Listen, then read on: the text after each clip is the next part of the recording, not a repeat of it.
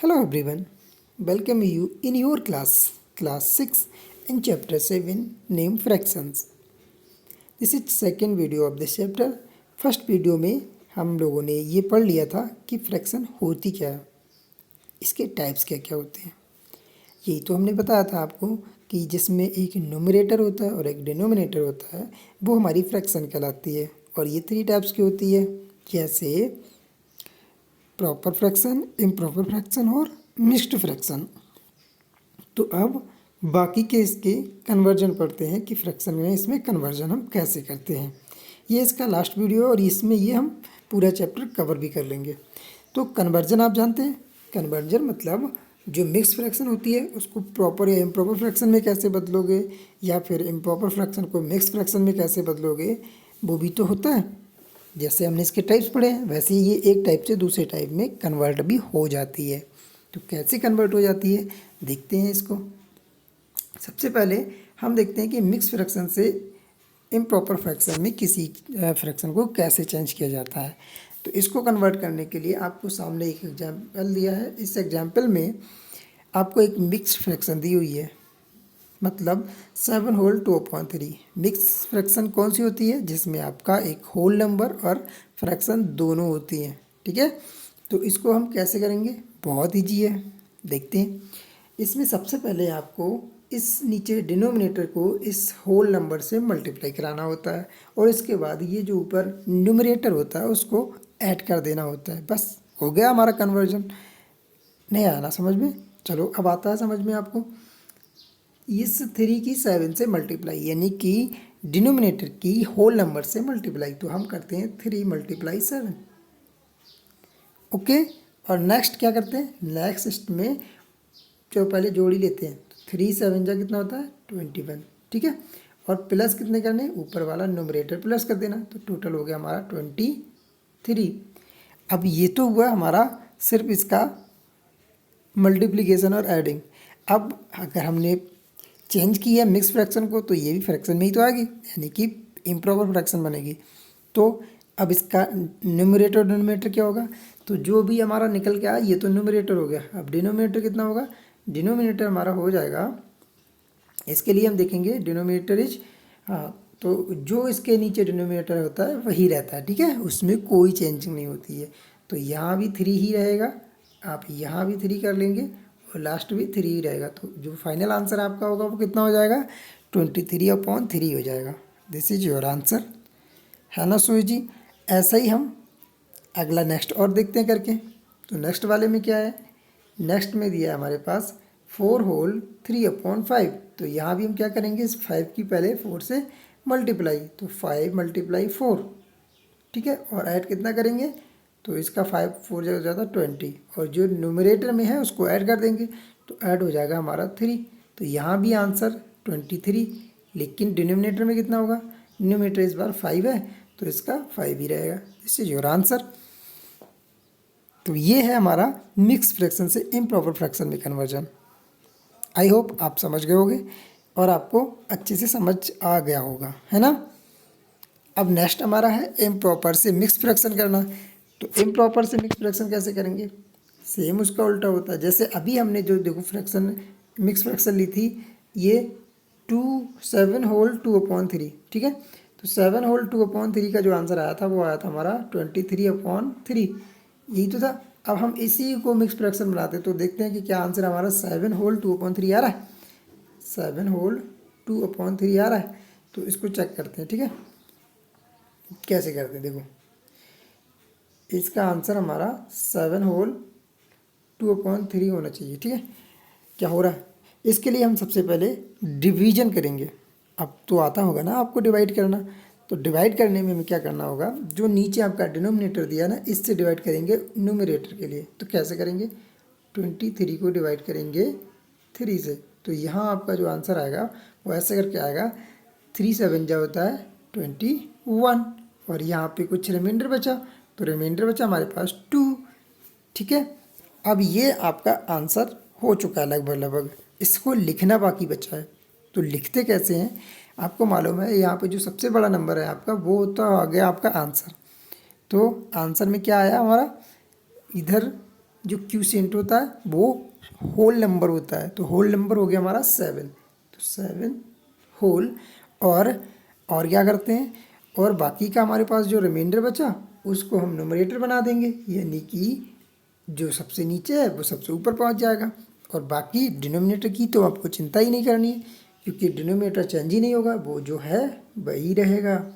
ठीक है, तो ये आपका आंसर हो गया। समझ में आया? थोड़ा सा डिफरेंट है ना। इसमें हमें क्या करना होता है, आपको जो इम्प्रोपर फ्रैक्शन दी हुई है उसका हम पहले डिवाइड करते हैं। ठीक है, और डिवाइड करने के बाद जो क्यूसेंट आता है वो हमारा बन जाता है होल नंबर, वो बन जाता है होल नंबर। और बाकी जो आपका रिमाइंडर बचा उसका हम न्यूमरेटर में लिख लेते हैं, और डिनोमिनेटर तो चेंज ही नहीं होता, वो सेम वैसा ही रहता है। तो आपका आंसर 7 होल 2/3 आ गया। जैसा कि यहाँ पे हमारा 7 होल 2/3 था, तो हमने कन्वर्ट करके किया तो हमारा आंसर 23/3 था। और अब जब हमने 23/3 से दोबारा कन्वर्ट किया तो वो मिक्स फ्रैक्शन में 7 होल 2/3 आ गया। राइट, अब नेक्स्ट एक एग्जाम्पल और है आपके लिए, वो भी देखते हैं। अगला है हमारा 23/5 वाला। तो 23/5 को अगर हम चेंज करेंगे तो इसमें भी सेम वही प्रोसेस है, सबसे पहले डिवाइड कर लेंगे। तो 23 को डिवाइड किससे करेंगे, इसको करेंगे 5 से डिवाइड। ठीक है, तो 5 4 जो होता है हमारे पास 20। अब आपको मालूम होगा यहाँ कितना बचेगा, यहाँ बचेगा ओनली 3। गुड। अब आप बता सकते हो कि हम सबसे पहले जो हमारा क्यूसेंट है उससे होल नंबर लिखते हैं। तो क्यूसेंट कितना आया 4, तो आंसर आपका 4 से शुरू होगा, 4 होल। अब न्यूमरेटर जो रिमाइंडर में बचता है तो आपका 3, और डिनोमिनेटर तो चेंज ही नहीं होगा, तो इसका आंसर 5। ठीक है, तो आंसर आपका जो हुआ वो 4 होल 3/5। Okay, it's clear. ना नेक्स्ट आपका क्वेश्चन है नया, वो है इक्विवेलेंट फ्रैक्शंस का। इक्विवेलेंट जानते हैं आप? इक्विवेलेंट है हमारा, नाम से ही समझ रहे होंगे, इक्वल मतलब इक्वल, इक्वल इक्वल फ्रैक्शंस जो होती हैं वो हमारी इक्विवेलेंट फ्रैक्शंस कहलाती है। जैसे देखो एग्जाम्पल में आपको दिया है 1/2, 2/4, 3/6। तो ये क्या इक्वल हुई? आपको देखने में तो नहीं लग रही होंगी, क्यों? क्योंकि यहाँ पे 2 है, यहाँ पे 4 है, यहाँ पे 6 है, ऐसे ऊपर भी वैल्यू चेंज है 1 2 3। तो देख के हम कह सकते हैं कि ये इक्वल नहीं है। लेकिन अगर हम इनको देखें सॉल्व करके या इनकी वैल्यू निकालें तो वो इक्वल ही आएगी। जी हाँ, 1/2 है, ऐसे अगर हम इसको सिंप्लीफाई करेंगे तो 2 1 2, 2 2 4, ये भी 1/2 आ सकती है। ठीक है, और ये 3 1 3, 3 2 6, ये भी 1/2 है ना। तो इक्विवेलेंट फ्रैक्शंस वो फ्रैक्शंस होती हैं जिनकी वैल्यू सेम होती है। ठीक है, तभी तो बोला गया इक्विवेलेंट मतलब इक्वल वैल्यू वाली। तो इस तरह से हम इन फ्रैक्शंस को इक्विवेलेंट फ्रैक्शंस बोलते हैं। या कह सकते हो कि अगर आपके पास कोई फ्रैक्शंस दी हुई है, जैसे कि सपोज दैट 1/2, और आगे अगर हम इसकी इक्विवेलेंट फ्रैक्शंस बनाना चाहते हैं तो और कैसे इक्विवेलेंट फ्रैक्शंस बनाएंगे? हम कुछ नहीं करेंगे, अगर नीचे डिनोमिनेटर में 2 का मल्टीप्लाई कराओगे तो ऊपर भी 2 का मल्टीप्लाई कराओगे, यानी कि तो ये इक्विवेलेंट फ्रैक्शन जो आपकी बनेगी वो हो जाएगा 2 1 2 और 2 2 4, यानी 2/4। हमेशा फ्रैक्शंस का जो रूल होता है वो यही कहता है कि आप डिनोमिनेटर और न्यूमरेटर में दोनों में सेम काम करोगे। अगर यहाँ 3 से मल्टीप्लाई होती तो यहाँ भी 3 से ही मल्टीप्लाई होती, तो आपकी जो न्यू इक्वेशंस बनती वो होती 3/6। ये आपकी फ्रैक्शंस हो गई। ठीक है, और अगर नेक्स्ट आप लिखना चाहते हो इसका तो 4 से आप मल्टीप्लाई करा लो, या भी 4 से मल्टीप्लाई करा लो, तो 4 1 4, 4 2 8। अगर आपको एक्सरसाइज में इस टाइप की क्वेश्चन देखने को मिले कि आप इसकी इक्विवेलेंट फ्रैक्शंस और लिखो, तो हम कितनी भी इक्विवेलेंट फ्रैक्शंस किसी भी नंबर की यानी किसी फ्रैक्शंस की बना सकते हैं। उसके लिए आपको कुछ नहीं करना, उसके नेक्स्ट नंबर से उसको न्यूमरेटर और डिनोमिनेटर में बस मल्टीप्लाई कराते जाना और आपकी फ्रैक्शंस इक्विवेलेंट मिलती चली जाएंगी। आई होप आप समझ चुके होंगे। अब इसमें और किस टाइप के क्वेश्चंस आते हैं? तो इसमें और इस टाइप के क्वेश्चंस भी आते हैं जिसमें फिल इन द ब्लैंक्स की तरह होता है। जैसे आपका 3/4 दिया और यहाँ आपको 9/12 नहीं दिया, बल्कि ये ब्लैंक दिया है। ठीक है, अगर ये ब्लैंक दिया हुआ तो कैसे करोगे? तो यहाँ देखो इस टाइप से हम चेक करते हैं, कोई एक चीज़ तो हमें पूरी फुल दी होगी, जैसे कि यहाँ डिनोमिनेटर फुल दिया है, यहाँ ये वाली फ्रैक्शंस थी आपकी 3/4 और इससे ये 4 की जगह यहाँ 12 हो गया। तो क्या आपको पता है कि 4 की टेबल में 12 कहाँ पे आता है, तभी तो 12 कर पाओगे, यानी यहाँ भी 12 करना होगा। तो यहाँ 4 की टेबल में 3 पे आता है 12, 4 3 जा 12 आता है, तो यहाँ 12 हो गया हमारा। नेक्स्ट हमारा जब 3 से नीचे मल्टीप्लाई होगी तो हमें पता चल गया कि ऊपर भी मल्टीप्लाई ही कराना है, किससे, 3 से करानी है। तो यहाँ 3 से मल्टीप्लाई कराओगे तो ये 3 3 जा कितना हो जाएगा 9, और हम इसमें आसानी से 9 फिल कर सकते हैं। एक और एग्जांपल आपके लिए, जैसे हम अगर यहाँ पे ले लें 2/3, ओके, और यहाँ पे हमने ले लिया ऊपर आपको 10 फिल कर दिया, तो आप बता सकते हो कि यहाँ पे कितना फिल होगा नीचे। तो सिंपल सी है कि सबसे पहले आपको जो दिया है उसकी कंपेयर कर लो, यानी कि यहाँ 2 से सीधे 10 हो गया। तो कैसे क्या हुआ आप पता करोगे, तो 2 से 10 ज़्यादा हो रहा है मतलब मल्टीप्लाई ही हुआ होगा, यानी कि 2 की मल्टीप्लाई किससे कर दें कि 10 हो जाए, तो इसकी में 2 की मल्टीप्लाई हम 5 से कर रहे होंगे तभी तो 10 होगा। तो सिंपल सा आंसर अब हमें मिल गया। 3 की मल्टीप्लाई भी किससे करते होंगे 5 से, तो यहाँ भी 3 5 जा 15। So this is your answer, है ना सोए जी। ओके, नाउ नेक्स्ट देखते हैं अगला क्या है हमारे पास। आगे बात करते हैं हम, तो वो आता है हमारा फ्रैक्शंस में ही सिंपलेस्ट फॉर्म। तो क्या होता है सिंपलेस्ट फॉर्म, आपको कोई भी फ्रैक्शन जो दिख रही होती है वो ज़रूरी नहीं कि वो उसकी सिंपल फॉर्म में है। सिंपल फॉर्म वो होती है जहाँ पर आके किसी भी टेबल से उसको सिंप्लीफाई यानी डिवाइड ना किया जा सके। अब इसमें एक रूल होता है, एक होता है इसका डिनोमिनेटर, एक होता है न्यूमरेटर, ठीक है। आपके सामने एक फ्रैक्शंस में लिख रहा हूँ जिसका है 4/6।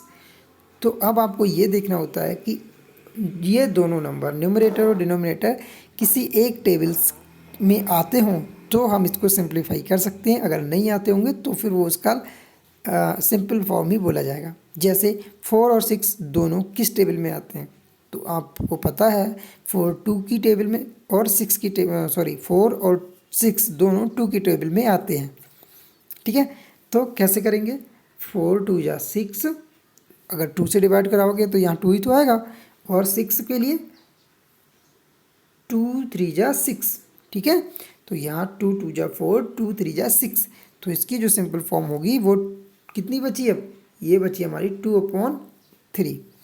अब क्या आपको पता है कि 2 और 3 दोनों किसकी टेबल में आते हैं, नहीं, अब किसी की टेबल में नहीं आते, ठीक है।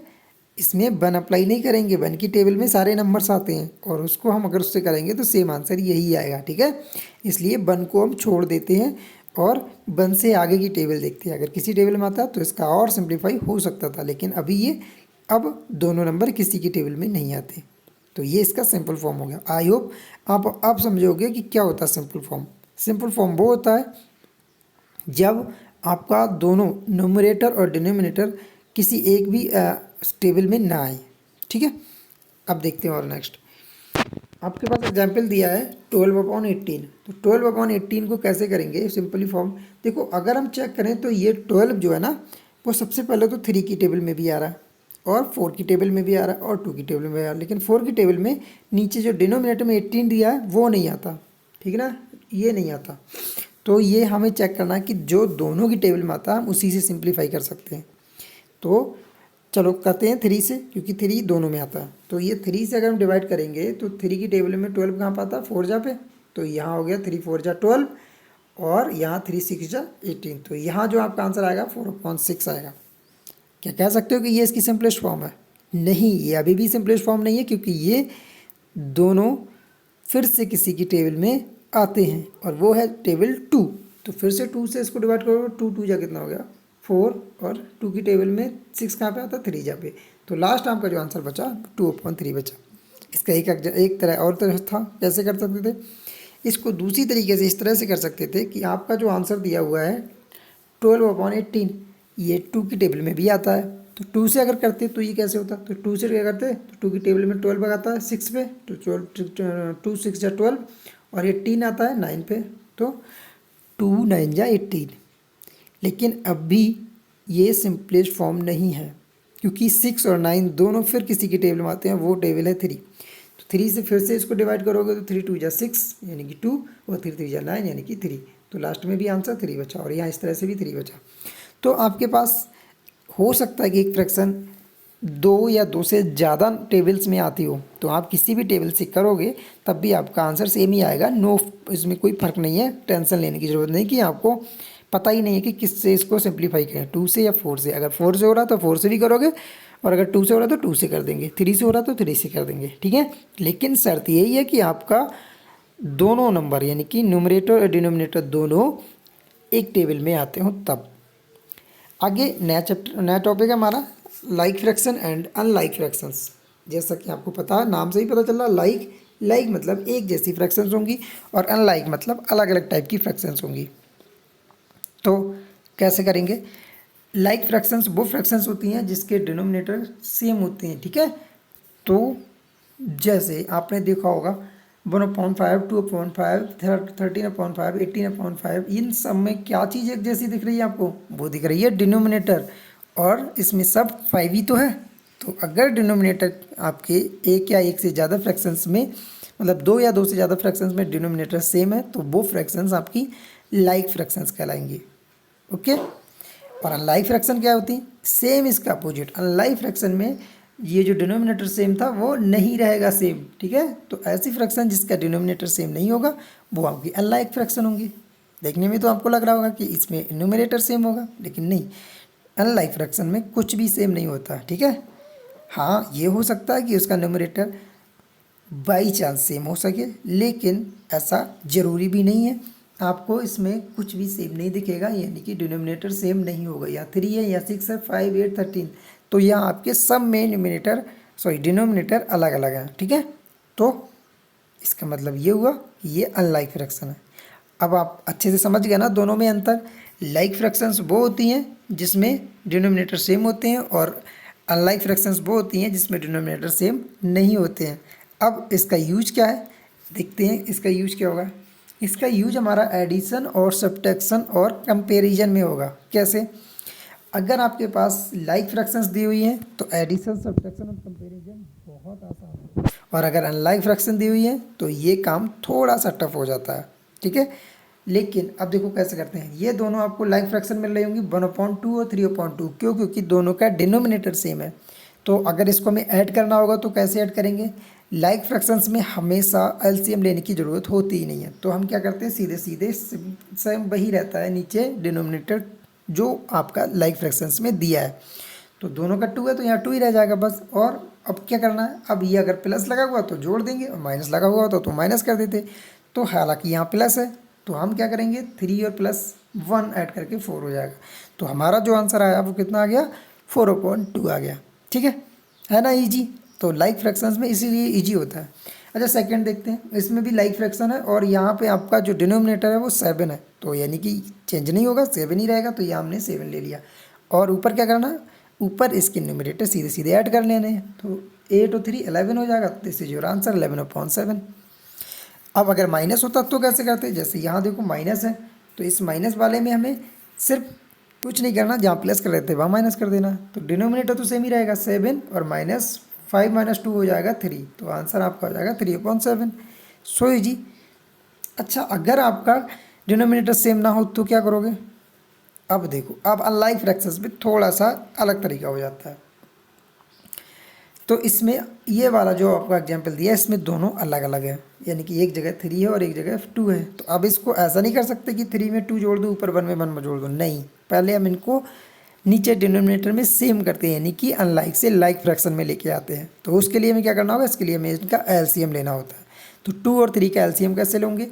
2 और 3 का एलसीएम लेने के लिए हम 2 लिखेंगे, 3 लिखेंगे, और ऐसे करके इसको डिवाइड करना शुरू करेंगे। तो 2 से पहले डिवाइड करोगे, 2 वन जा 2, यहाँ 1 आ जाएगा, और 3 नहीं हो रहा ना, तो इसको ऐसे लिख लेंगे, ठीक है। ये हमेशा ध्यान रखना, हम उसी को लिखते हैं जिसका आप डिवाइड कर पाते उस नंबर से। नहीं होता तो उसको सेम वैसे लिख लेते। फिर अब 3 से ही कर सकते हैं 3 को, तो 3 से करोगे तो 1 तो ऑलरेडी ऐसे ही आएगा, और 3 वन जा 3।